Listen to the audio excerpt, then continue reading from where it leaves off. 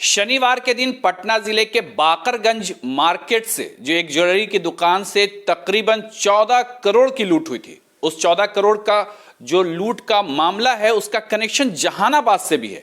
आइए इसके बारे में पूरी बात जानते हैं वरिष्ठ पत्रकार अजीत कुमार और मुजफ्फर इमाम साहब से। अजीत जी, सबसे पहले ये बताइए कि क्या पूरा मामला है, कैसे कैसे सब कुछ हुआ, जहानाबाद से भी उसका कनेक्शन। देखिए, जानकर आप लोगों को बड़ी हैरानी होगी कि जो भी लुटेरे थे उन लुटेरों का जो है, लुटेरे जो डकैती कह सकते हैं, दिन में डकैती हुई है, तो उनका कोड वर्ड था 1 गिलास पानी। अच्छा। और उसका तार जो मुख्य सरगना जो लाइजनिंग किया था इस बड़ी लूट का, 14 करोड़ के ज्वेलरी लूट का, उसका तार जो है वो नया टोला निवासी नितेश के हाथों में था। पूरा लाइजनिंग करने का, रैकी करने का काम नितेश कर रहा था, जिसका सबसे बड़ी बात है कि उसका खुद का यहाँ ज्वेलरी शॉप है। अच्छा। जहानाबाद नगर थाने के निचली रोड में राज लक्ष्मी ज्वेलर्स के नाम से वो खुद उसका ज्वेलर का दुकान है। अच्छा। और वो कई महीनों से उस दुकान को रेकी कर रहा था। आपको बता दें कि ये एसएस ज्वेलर्स है पटना में, जहां 14 करोड़ की लूट हुई थी। हालांकि पटना पुलिस जो है वो काफी देर रात पटना पुलिस की स्पेशल एसआईटी टीम जो पटना मध्य एसपी ने गठन किया था, उनके नेतृत्व में छापेमारी हुई। जहानाबाद स्थानीय नगर थाना की भी पुलिस थी और उनके सहयोग से नितेश को जो है वो पटना पुलिस गिरफ्तार करके ले गई। एक और इसी में बात है कि धनगामा निवासी एक साधु यादव थे, तो वो पुलिस की गिरफ्त में उसी दिन आ गए थे और उसकी निशानदेही पे ही नीतीश की गिरफ्तारी हुई है। और पटना पुलिस को अभी तक जो है वो कुल 9 किलो 14,32,000 रुपए पुलिस ने इस मामले में बरामद कर लिए हैं। हालांकि पुलिस का दावा है कि हम और भी जो भी 14 करोड़ की लूट हुई है पूरा का पूरा रिकवर बहुत जल्दी कर लेंगे।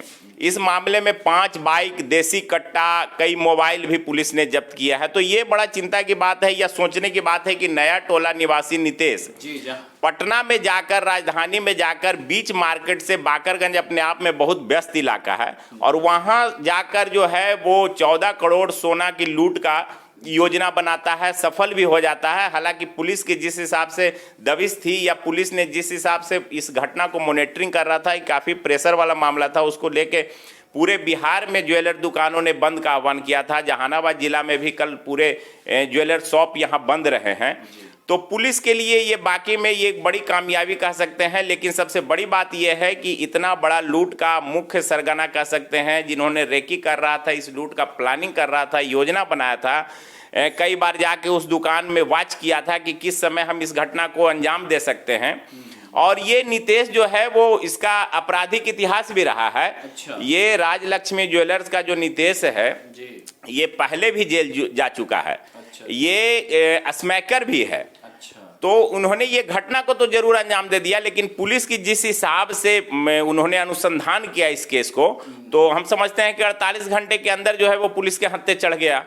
तो अब पुलिस इससे बाकी का जो सामान है, सोना है या फिर और पैसे हैं, उसे रिकवरी करने का दावा कर रही है। तो ये एक बड़ी सफलता पुलिस के लिए कह सकते हैं। अगर वहीं बात करें मुजफ्फर इमाम साहब, तो लगातार जो बिहार में लूट कांड चल रहा है या मर्डर चल रहा है इस तरह का, तो जो बड़ी घटना पटना से, उस पर आप क्या कहें? देखिए, जिस तरह से आए दिन कभी न कभी बिहार के कई ऐसे जिलों से जो लूट की खबर आती है, तो लगता है कि पूरे बिहार में जो है अपराधी का बोलबाला चल रहा है। वहीं लगातार पिछले कई दिनों से देखा जा रहा है मुजफ्फरपुर में, हाजीपुर में कई दुकानों को निशाना बनाया जा रहा है। यहाँ तक बेगूसराय के एक दुकानदार थे, उन्होंने कई दिनों से सोशल मीडिया पर आकर के अपनी बात को रखा था कि हमारे जो है यहाँ पे गुंडा किस्म का आदमी है, लोग हमको धमकी देते हैं, रंगदारी मांगते हैं, लेकिन उसके बावजूद भी जिला प्रशासन इस पर कोई सख्त कदम नहीं उठा रही है। उसी का नतीजा है कि जो आपने देखा कि जिस तरह से दिन दहाड़े जो है बाकरगंज में लूट हुई, इससे पूरे बिहार के लोग, खास करके व्यवसायी लोग जो है सहम चुके थे कि आखिर क्या हो रहा है, क्या होगा, कैसे बिजनेस करें हम। तो लेकिन सबसे राहत वाली बात है कि पटना पुलिस भी एक उसकी कामयाबी कही है कि बहुत ही सफलता हाथ लगी है। और जहानाबाद में जिस कदर से पुलिस ने बहुत ही कम समय में इस पूरे मामले को उद्भेदन करने में जुट गई है, लगी भी है और कुछ सफलता भी नहीं मिली है। तो लगातार पुलिस की दबिश बन रही है और उम्मीद करते हैं कि जल्द से जल्द सभी अपराधी पकड़े जाएंगे।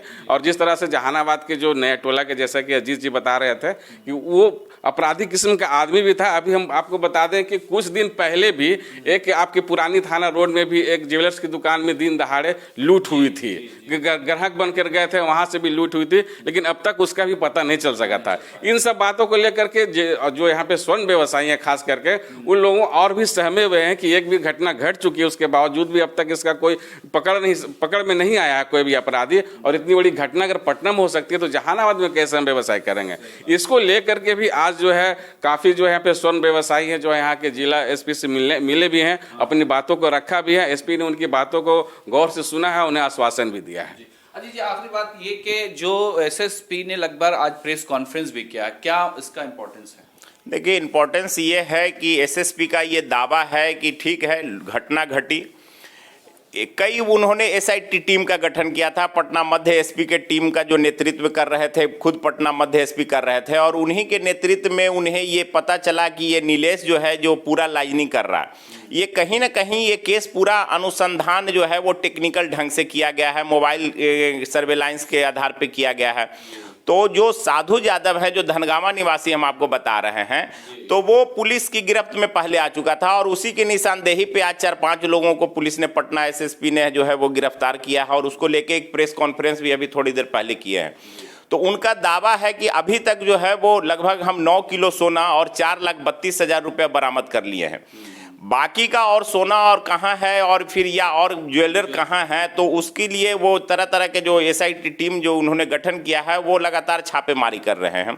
वहीं जो गिरफ्तार नीलेश है उससे भी पुलिस पूछताछ कर रही है कि भाई ये पूरा जो प्लानिंग किया गया है, ये पूरा घटनाक्रम को जो अंजाम दिया गया है वो कैसे कैसे तुमने रेकी किया, इसमें कौन कौन लोग शामिल हैं, किस तरह से तुम भागे, कहाँ से आए, ये पूरा प्लानिंग जो है वो एसएसपी का दावा है कि बहुत जल्द हम उद्भेदन पूरा कर लेंगे। तो यानी कि पटना का जो लूट कांड है उसका तार जहानाबाद से जुड़ा हुआ था, और उसका जो कोडवर्ड था कि एक गिलास पानी, ये एक बड़ा मामला था जो पुलिस ने जहानाबाद से एक को गिरफ्तार किया है। और आगे क्या होता है इसकी जानकारी हम आपको लगातार देते रहेंगे। तब तक मुझे दीजिए इजाजत।